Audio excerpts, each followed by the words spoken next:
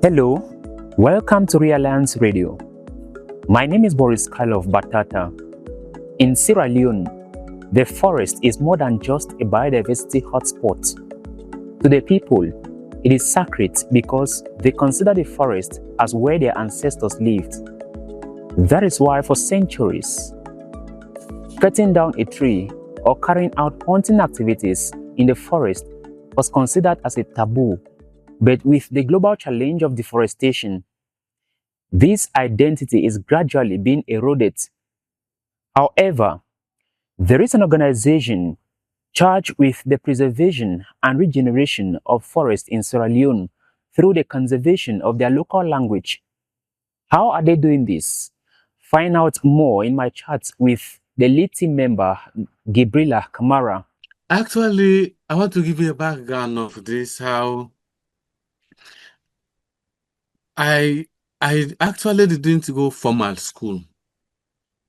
You know, there was a time in our villages where our fathers, they send to school and they keep the stronger one to go to the farm to do farming. So I was one of those reserved. But there was a time when a missionary went to our village, he stays in the village to teach people to read and write in their local language, so that when you read and write in your language, they give you the Bible. So that's how they win convert. People should convert, because when you read the Bible in your language, you think it can be moved. Though somebody like me, I was not moved, I still remain to be Muslim. But I was at like the age of 14 going to 15. I was part of the adult literacy they established. And the missionary was there with his kids. So there was one who was my age group. And, you know, being in the village, he has a pellet to shoot the bats. So we used to follow him around to shoot the bats. But he observed that I was so smart. He said, Gibrilla, why didn't you go to school? I said, no, my father passed away a long time ago, and my mother couldn't able to send us to school. So he said, if I tell my dad, will you go to school? I said, yes. Are you sure you will not be ashamed? No, I will go back to school. No, the white man at those days, when he went to the school, he has that influence. So I was admitted at the school group. I was immediately the class prefect because I'm older than anyone in the class. So I was in class 3. And I was doing well because before then, I was able to read and write my language fluently, very good, before going to school, when I've never been to English school. So after some times, he observed that I was doing well in the class 3. He said, what I will do next year, I will let you go to secondary school from 1. Even if you fail for the first level, you will still repeat, but you have the experience for the second year to promote to Form 2. And that's what he did. And I didn't start for the selective entrance exam, because you have to take an exam to go to the secondary school. But I didn't start for that exam because it already passed that time. So I went to the secondary school. And again, I was lucky to be the class prefect again. Was it because I was older than anyone in the class? And those days in our community, in our community secondary school, it was like monopoly. Or the entire chiefdom was only one secondary school. So kids were coming from different villages. So we can be like 80 in one classroom. Just like we say Form 1A, Form 1B, Form 1C, Form 1D, something like that. So in that Form 1A where I was, were like 82 in class. So I was the class prefect, class captain. So we have first term, second term, third term. So first term, they were expecting the class prefect to be within the first 5.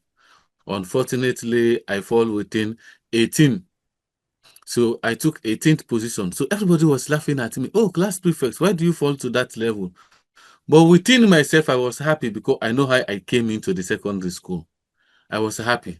So by the time we go for the final exam, third term, the last exam to go to Form 2, I took 5th position, number 5. So I was excited. So the white man admires me. So by the time I sat for the final exam for secondary school, we had a terrible war in Sierra Leone. So the white man has to run away. And at that time, there was no communication like we have today, no internet, I lost communication with the white man. So I decided to come to the city just to get odd job, something to do. So I I fortunately got a security job, not even knowing that that is the office of the white man who went away. That was the mission. They called them the Institute for Sierra Leone Languages, supported by the Lutheran Bible translators, not knowing that it's an organization owned by that. So I was starting at the security gate. Whenever they write books in my language, I look at this book, start to underline some errors, some mistakes. So one day the director in the office said, "Who is this security guard?" I said, "Call him, let me see him." So I went in, they asked me, so I explained myself. So, "Oh, they are funding us. They established this institute." They said, "They own this institute." So we know him. Say he's in Canada. But they said he retired the job when he went in because unfortunately, that boy who was my friend, his son, passed away when they were in Sierra Leone here. So he passed away in Sierra Leone. So they discouraged. So even when they returned back, he resigned the job, that kind of discouragement. And there was no way I can get connected with them. So the director then removed me from the security post. He said I should be one of the literacy facilitators. So I was employed as literacy facilitator. After some times, while I was doing that, I was trying to do diploma to upgrade myself. I did a diploma certificate. Then I was promoted to language coordinator. So I worked there almost 10 years. But I served for 15 years, but in 10 years' time, somebody came to the office who was doing research. He was working with the United States Peace Corps, and they wanted to develop a good manual for Peace Corps. So most of the things he has been asking for me in my language, he was expecting I should check on the library, but I can just explain to him. He said, "Oh, my friend, how do you know all these things?" So I explained to him what I go through and how I got my education. He said, "There is a vacancy in our office. Can you apply?" But the position was they wanted a degree holder, while I was just with a diploma. I don't have degree. But the guy told me, say, apply. He said to apply is free. If they don't take you, no problem. But nobody will hold you responsible as why do you apply? He said it is free. So I applied and I inserted because those days it's not like where we can apply online. You have to print, you put in an envelope, you take it to the office. So I inserted the certificate I was given by the white man when I attended the adult literacy. So I was shortlisted and they called me for an interview. Luckily enough, because up to this point, I can still write my language more faster than English. Even when I have a degree, I'm still fluent in writing because when I write in my language, I don't even know whether there is a grammar in it.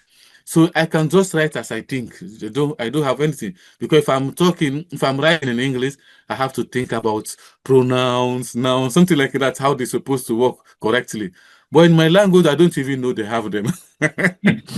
So I can write fast. So unfortunately, when I went for the interview, they said, write a composition about yourself, 300 words. I was so happy. I said, "Oh, and I write that for Peace Corps when I went for the interview.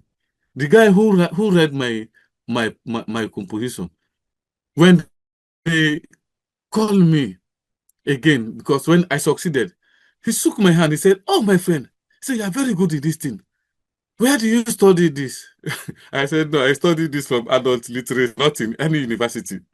At that time, there was no degree yet with me.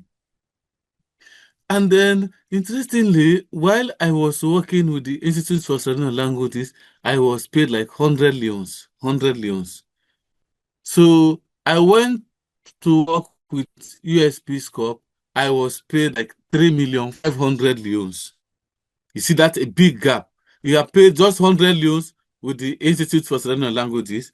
You got another job where they pay you 3,500,000 leons. There's a big gap. But that one was for contract. It's just 3 months contract. But immediately I got that contract, I bought form in the university because that amount of money was enough for me to pay for 1 year at the university. So I bought form and I entered the university. But by the time I get to second year, we have the Ebola outbreak in Sierra Leone. But the PISCO director then, he was so interested in our work, working as a language and cultural facilitator with the Peace Corps. So when CDC came to Sierra Leone, United States Center for Disease Control, they wanted to advertise vacancies for each district to have a coordinator. Then the country director said, for Peace Corps, because they are all American programs, they usually meet at the embassy. He said, no, you don't need to advertise this position. I have people in each district that can able to take this position. So I was employed with CDC, I was paid well. So what I do, I wrote a letter to the university that I like somebody who is sick just to postpone my course. I work for 1 year, some months. I'm able to buy a land where I have a house today. So after the Ebola outbreak, I returned back to university. I completed my degree. So that is how I got my education. And because I knew when you are educated, when you get your education in your first language, going to second language, everything becomes easier. So I learned that. So after some time, I returned back to the Institute for Sierra Languages because after the Ebola outbreak, the Peace Corps volunteers ran away. So there was no job for Peace Corps. So I returned back to the Institute for Sierra Languages because they need me actually. And even when I left, they didn't seek anybody for that position. They said they will wait for me. They know I will come back. So I returned back. So I returned back. So after serving them again for another 5 years, which make it to 15 years, then there was one Peace Corps volunteer who I was sitting for the first batch when I went to Peace Corps. He was, even when he returned back, we keep connected. He's just love about either my lifestyle or doing things with the language, So he said, why can't you establish a program to work on endangered languages? Because in Sierra Leone, there is nobody working on endangered languages. So I have to go into that, and I have to leave the Institute for Sierra Languages. They supported me to register the Society for Indigenous Languages, Communities, and Culture, which is SILCC. They supported me, the Peace Corps volunteers. So I started it and working with the Mani language. So the Mani language is not actually my tribe. Is just like my grandmother came from there, and we used to visit holidays, have friends, other family. The African concept. We don't cut off family lineage. We continue visiting even our great grandparents' family. We still think we are still connected. So when I started working on the language and how I want you to know how I connected language work with the culture and the forest. I was funded by the Endangered Language Project, ELP, to develop a language manual for the Mani language. So the Mani language in Sierra Leone, it is also known as Bulom. And that Bulom name is more popular because when they came to Sierra Leone, they were surrounded by other ethnic groups, the Timini ethnic groups, the Susu ethnic groups. So the Timini, instead of them calling them Mani, they gave them a nickname. They called them Bulom. So even if you check in the internet, you will see more of Bulom than seeing Mani. They call them Bulom. So, and the Susu people, Susu ethnic group, they call them Mandane. But their original name is Mani. So while I was working with them, I witnessed one ceremony which I knew before, but that ceremony was almost dying out because of religion. So I witnessed when they wanted to do this ceremony in the forest. First of all, in the forest, you don't have to speak another language there because those forests are used for cemetery. And we can have like 300 some 200, some 500, depending on the size of the forest or depending on the size of the village. But it can be like 300, 400 acres of land. And those lands are not owned by individual, neither family. It is a communal land used for cemetery, used for ceremonies. And what I learned from this, and I've been reading some documentary, those forests were used before the coming of the Bible and the coming of the Quran. There was a belief of the existence of the supreme being, where people believe that there is something that created them, but they cannot see this thing. They cannot see God. But they believe that God, but they don't have access to God. You know, in the forest, mostly you have this big cotton tree. You will see, if you are staying like far, you will think it is very close to the cloud. And our people believe that the cloud is God. That's why mostly when they want to pray, they raise up their hands, thinking that the cloud is God. The sky is God. So they believe in this way. So they think the cotton tree is taller than anything ever in the community. And if they want to God, they have to go to that cotton tree wherein they believe it can has connection with the Almighty God. So before they go for the planting season, they go to that forest to do ceremony. They sing, they make traditional dance, music, but all those things are done in the local language. It is highly prohibited for you to go into that sacred forest and speak another language. And with us, working to revive a dying language, we are always looking at where are people to speak the language. So we think it's going to be an entering point. And we start to see how the language is connected to the culture and how our people has been preserving this forest. Because in those forests, it was a policy that no one is allowed to cut a tree in that forest. And animals in the forest were believed to be the angels of the gods. So you don't have to hunt animal in that forest. If you kill animal in that forest, even if that bush meat, if somebody knows that that's the bush meat you are eating, even if you call somebody to eat, they will not go. In fact, they will refer you like a witchcraft. They will not eat that meat because they know you got that meat from the sacred forest.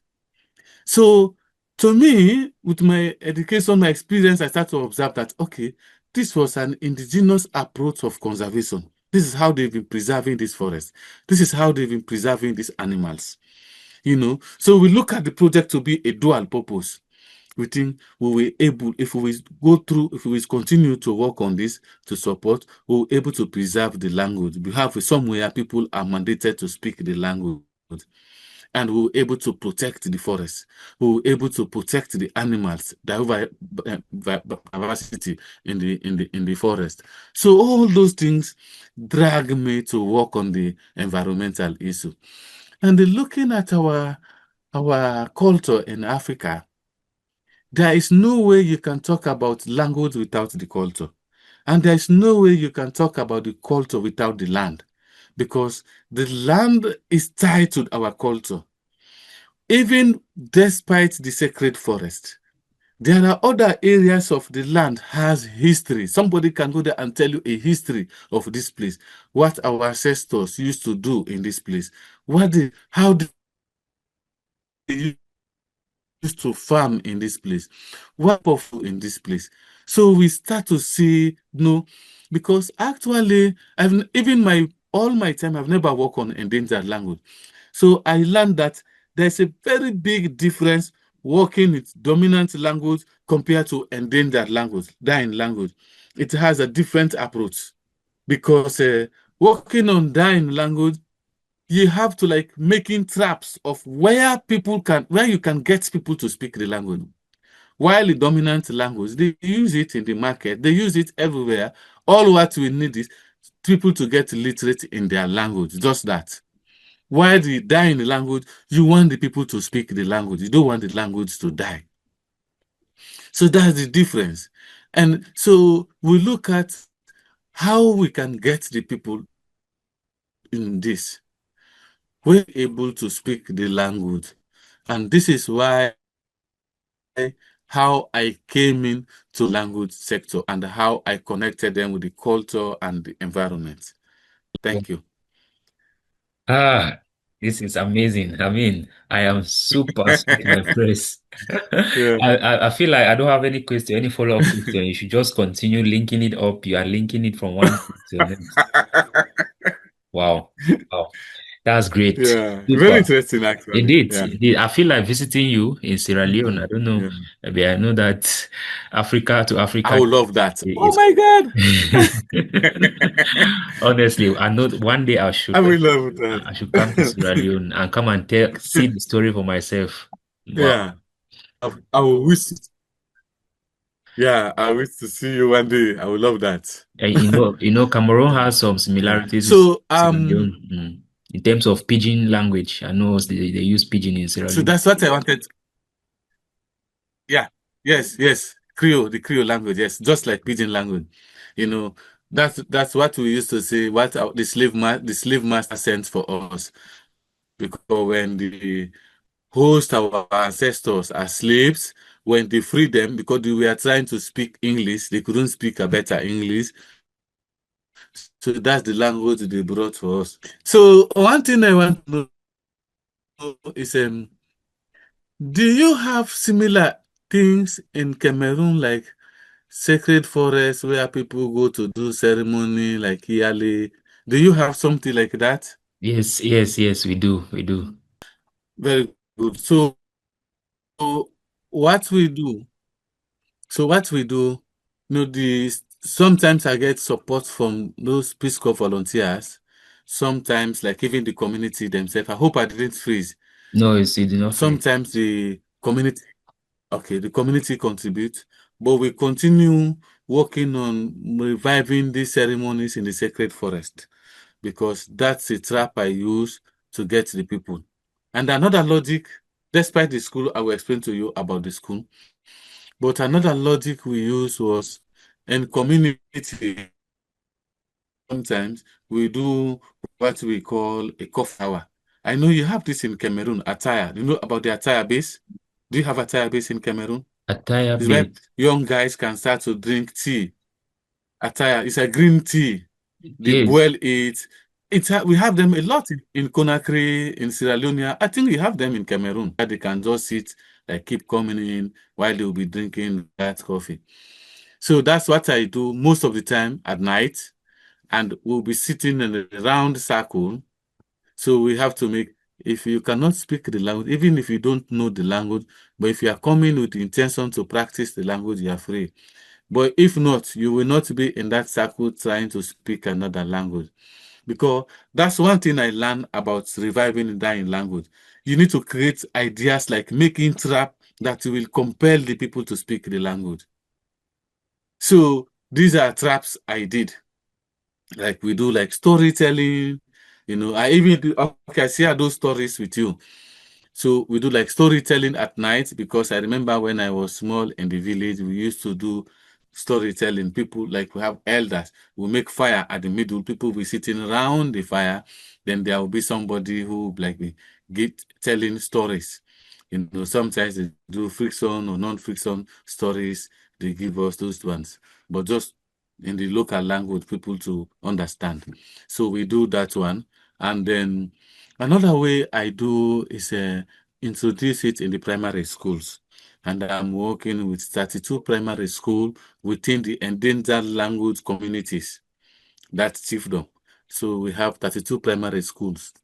But one of the challenge I face with the 32 primary school is, some schools, you don't have teacher who can speak the language. Teachers cannot speak the language because it's an endangered language. And the language, like, between 300 to 500 speakers remain now. And you hardly see somebody of 18, 20, maybe 25 and above speaks the language. It is a really severely, because if not the intervention, maybe there will be a time when they will not have speakers, because most of them are aging now. So we introduce in primary school. So in some primary schools, we don't have teachers. and some we have. So the areas where we don't have teachers to teach the language, because they have the language like in a period, maybe they have it 40 minutes a day, or sometimes they do like Wednesdays, because most of the schools, like Wednesday, they can have like 40 minutes. Then Friday, they have like 30 minutes, something like that. So like in some communities, if we don't have teacher who speaks the language, we talk to the elders. The elders in other challenge, some are not literate, they cannot read and write. So what we do, they can just go to the school, have the kids outside the school, outside the classroom, like singing, telling them story, dancing, calling some words, let them repeat after them. So this is how we do to revive the language. And then we have groups. We have women's groups, adults. We have women's group, and we have youth groups. So what we do, like the sacred forest, because of the abandonment of that culture, so there's a lot of deforestation taking place now. The forest has been hit badly. So we start to restore those forests. So we use the women's group. Because of that land is not owned by individual, neither family. So we will request to the chief and stakeholders, they give us that opportunity. Begins to start plant cassava or maize, while they will be putting cashew nuts in those, like making like a dual purpose, permanent trees, they will be inserting them, while the cassava and maize will be coming up. So we know, like after some years, all those things, cassava and maize will not work again, then the cashew nut will grow up just to get the forest as it was. So because in my culture, they don't give land to women. I don't know for Cameroon. They always think if you and I are siblings and we have our sister, the land we inherit. Our sister do not have any hands in it. They always say our sister has power where she got married, but not to us. But the reason why culture still hold on this, they always believe that the land is owned by a set of family. Let me say like the Kamara family. So maybe my sister got married to the Bangura family. So her kids will become Banguras. So if we give our sister land, so that land is going to the Banguras. And this is why the culture didn't allow to give power to women to own land. But in 2022, the Sierra Leone government passed a law, a bill that we have the Land Rights Act, where women should be given a portion of land. So women should have rights to the land. But tradition still hold on this, they don't do that. And most of international NGOs or even government institutions, they go to the communities, they will see women working in farms, they will not even know that that Land Rights Act is not reflecting. They will think everything is okay because women are going to the farms, the work, but they don't know that they don't own land. They only give them land where they can grow crops like those perennial crops within just 1 year. Then you have to return back to the land. So this is what we've been advocating. If they can give land to the women, and also we talk about that portion, the degraded land of the sacred forest, give it to women to grow crops. So this is how we have been doing the program. And also with the school, it's just like getting seed, because you can go to some primary school, they don't even have tree. They don't have anything within the school compound. Sometimes, like at the initial, like next month, we start to experience rain in Sierra Leone here. I know maybe you guys have started experiencing rain in Cameroon. Yeah. But for us, it's gonna be next month to May. And those first rains, they come with heavy wind, heavy breeze that can flown up even school buildings. So what we do, we start to plant trees within the school compound for 2 reasons. Like in March, when the place become very hot, if you go to one classroom, you will think it's a hell. The kids will be sweating. And so what will be happening? You will see them coming out fast. They'll tell you, I'm going to urinate. I'm going to ease myself. I'm using the toilet. But in real life, it is not that. And they don't even know why, but they become fed up with sitting in the class, that hot classroom. And while we are planting those trees, there will be a time when they can just tell the kids, remove out your benches. Take the blackboard, because they might have standing blackboard. You can lean that blackboard in any of those trees. The kids can sit outside in that cool place. Learning can take place. You don't need, it is not a compulsory that you should sit in the classroom, in a very hot classroom. So that's what we've been doing again with the primary schools, for them to plant trees within the school compound. And that's working very well. Thank you. So thank you so much, and Yeah. courage too at your end. It's not easy. We are in the context. I am also in Africa, and I Yeah. know the context. Yeah. Yeah. So I know. I know. you started I know. working since 2018, but for land restoration in practical terms, it started 2018 last. as yeah. Yeah.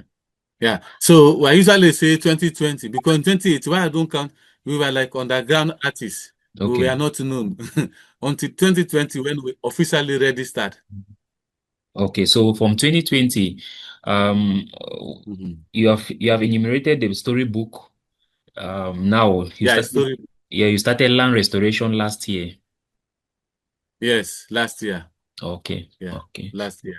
Because So, we've been working on reviving the ceremony, which people now love, because because they have that implant, I can say that the issue, the aspects of religion, how religion condemn it. There's a time when even the Muslim will tell you, if you go to the sacred forest, if they cook food there, you eat it. It will take you 40 days, 40 nights before God accepts your prayer. So that's kind of thinking. So, but it takes us time for people to understand, no, it is not like that. We are not worshiping, we're not any kind of witchcraft. We are just doing this to preserve our culture and the forest. So now people are buying the idea. And I tell you, as I'm talking, I have up to like 20 or 25 villages requests in my desk, which we are unable to satisfy, just to do the ceremony in their community. Because usually doing these ceremonies, they need fund, actually, because most of these communities, they need to buy rice because they have to cook. Some who lose their traditional music, so also want to revive it. So they don't have those cultural musical instruments. You have to support them to rebuild those musical instruments, so that when they go to that sacred forest, they used to play the music our ancestors has been doing, singing those songs again. So these are the things. So we have to restore the musical instruments, and they have costumes they need. So all those things need to be supported. And that's one of the excuses before, when we started to support other communities. They will say, oh, we don't have fund, we don't have money to do this, because all our traditional musical instruments has been worn out, because for a long time we have not been doing this, so we need to let them have it. So what I was thinking of, building one set of musical instruments. When we want to do the ceremony in this community, we take the instruments there. But the villagers didn't. They say no. Say when you make one, they said no, this is for ours. We want to continue playing this music. So sometimes like 1 month, or some not even months, like 2 weeks at night, they can play it. So they want to continue playing those dying music. So we think it is not possible for us to make just one set and be working along with it. So all those things need funding. okay. But why the biggest challenge now is my friends who have been supporting me from the US with this crisis, even to respond to my communication now these days is difficult. Wow. Yeah. Oh my. So how many of these ceremonies have you organized thus far, if you have a record? Yeah. Yes, I have. I know. I did in one community, I did 3 times, 3 years. And in total, I just want to name the communities, because in some communities I did 2 2 times. In some communities, I do 1, but all in total can be like 7. I did 7, and a lot of requests. But each community to do this is really expensive. Though the community people contribute, because it's just like in both 2 ways. Like if I got like $300 to $400, they can contribute or whatever. Because with them, they have to buy goats, they need to prepare like meat for the cooking. They have to prepare goat, they have other traditional things they do. Yeah, it is. I studied. I did some courses in sociology and anthropology in the University of Boyer. So we Okay. one of the topics we treated was taboos. Taboos and beliefs, and Mhm. just like what you are saying, Yeah. taboos were put not to Mm. harm people, but as a way of Yeah. control. That's regulatory mechanisms, Control, exactly. right? So you Yeah. say, okay, okay, Yeah. don't harvest this vegetable from the root. It's a way of making sure that the next person who comes will also Yeah. have something to harvest, and so that I don't get extinct. Exactly. Mm. You don't kill everything. Don't kill everything by Yeah. yourself. So it's okay. That's really interesting. So I'm just picturing these communities. It means these communities are inhabited by indigenes, only indigenes. It doesn't have strangers. Indeed. Only indigenous. Okay. No, only indigenous. Only I, indigenous. I see. And then That's why you have been able to most succeed. of communities, yes, most of these communities have been working. Some you cannot even get there with motorbike. Poor roads. Some vehicle can get there, some not even motorbike. So you have to park, because maybe you have to cross a stream. So you have to park the motorbike somewhere and reach the community. So what I've been doing, I have a bicycle somewhere. So if I know this community I'm going today, I will not be able to reach there with a motorbike. If it's not too far, I will use bicycle. So when I reach to the stream, I will carry the bicycle. When I cross the stream, I use the bicycle and continue. Oh, that's interesting. Yeah. Courage to you, courage. I'm really looking forward to joining you, Yeah. to capture these moments. It will really be my pleasure. Okay. What can you say Mhm. about culture and environment? Where do they meet? You see, so that we can have this in clearer terms, so that people watching Mhm. can say, okay, by preserving our culture, we are also saving our environment. Exactly. I will share that with you maybe on WhatsApp. I have one video in our culture. So when they go to the farm and they think that this farm, we are going to challenge this farm to do like we are want to like digging. They say we'll finish it today. They go with musical instruments. They have to play that music. And when they play that music, it sounds like it is a taboo if they don't finish it.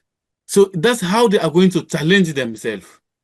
So they play that music, everybody dancing. And if you dance to that music, it is a mandate, it's compulsory now to you. Everybody has to work towards that to finish that farm. And when they finish this farm, they play the same music again to rejoice their victory. So these are the things I see. Those music, singing before going to farm, you will see them when they sing, they dance, they throw the up, they capture the whole, something like those kind of fun. So I think that culture is also connected to the farming. And in the farming, just like what you and I have been talking about, the beliefs, you see, before you start the farm, they do some ceremonies within the farm, be hoping that witchcraft will not go into that farm.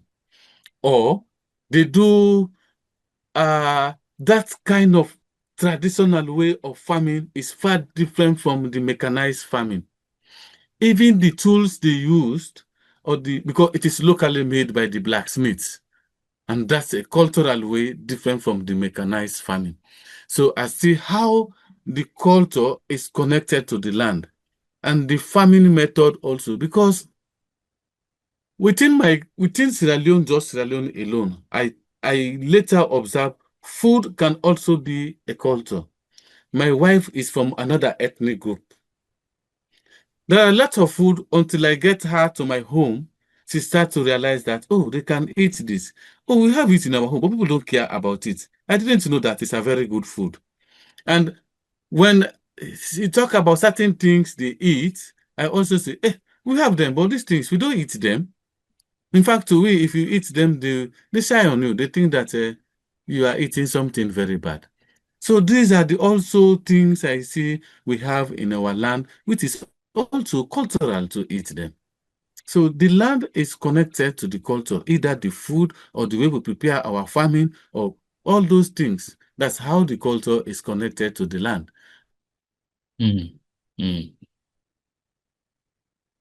And also, we talk about how the culture, plains are connected to the forest.